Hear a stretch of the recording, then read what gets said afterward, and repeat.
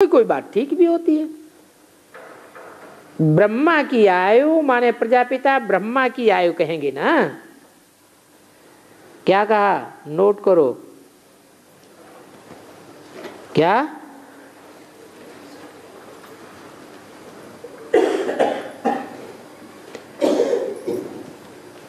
क्यों?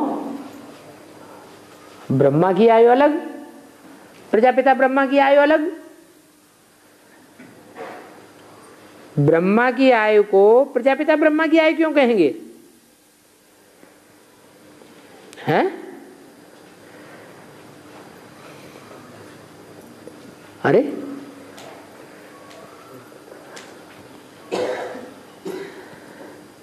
ब्रह्मा की आयु माना प्रजापिता ब्रह्मा की आयु। ब्रह्मा की भी 100 साल, और प्रजापिता ब्रह्मा की ब्रह्मा की 100 साल आयु किस आधार पर कहेंगे? कोई हिसाब है? हैं? 47 में प्रवेश किया, ठीक है। 60 साल हुए हैं? 89 में क्या 100 साल हो गए? फिर गुलजार आदमी क्यों आ रहे हैं? सूक्ष्म शरीर अभी चल रहा है कि नहीं चल रहा है? तो फिर उनकी आयु की तो बात ही नहीं है। तो किसकी आयु की बात है?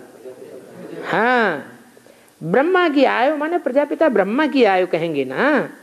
वो तो जरूर इस समय होगी। किस समय है? जब भी ये वाणी चल रही है उस समय भी होगा प्रजापिता ब्रह्मा। तो बोला प्रजापिता ब्रह्मा की आयु खत्म हो जाएगी। कब खत्म हो गई? हैं? कब? 76 में प्रजापिता ब्रह्मा की आयु खत्म हो गई। अरे आयु खत्म हो गई?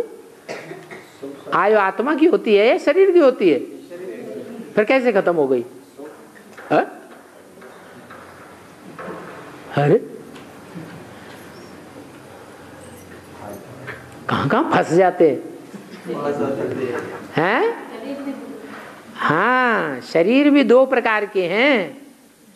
एक है एक सूक्ष्म शरीर और एक स्थूल शरीर।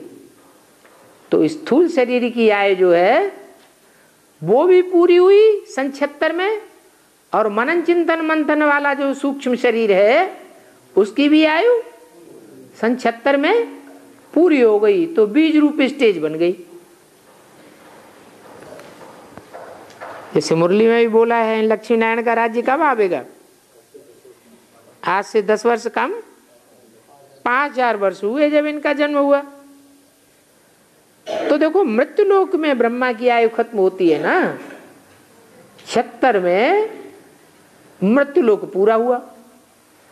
अब वो आत्मा मन बुद्धि से कहाँ निवास करेगी? हैं?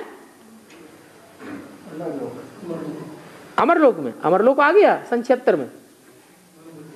हैं? हाँ, मन बुद्धि की बात है कि वो आत्मा मनन चिंतन मंथन की दुनिया में ऐसे मस्त रहती है कि उसको मृत्यु का जो बेहद की मृत्यु है, जो सभी मनुष्य मात्र की होती है, निश्चय और अनिश्चय, वो नहीं होगी। मृत्युलोक पूरा होता है तो वहां मृत्युलोक सतयुग में तो नहीं होता है। ब्रह्मा की आयु मृत्युलोक में खत्म होगी। तो ये कोई अमरलोक नहीं है। इनको कहा जाता है पुरुषोत्तम संगम युग। ये सिवाय तुम बच्चों के और किसी की बुद्धि में नहीं हो सकता। बाप बैठ बताते मीठे मीठे बच्चों,